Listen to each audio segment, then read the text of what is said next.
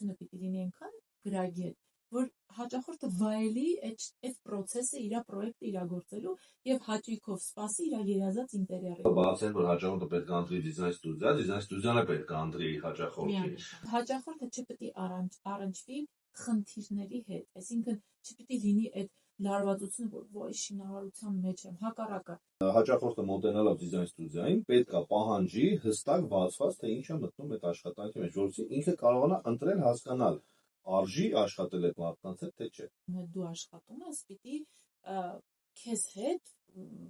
արժանոսիցները, հա, ոնց որ գնում են պատերազմի մեջ, հետևից գալիս է, այդ թիմը պիտի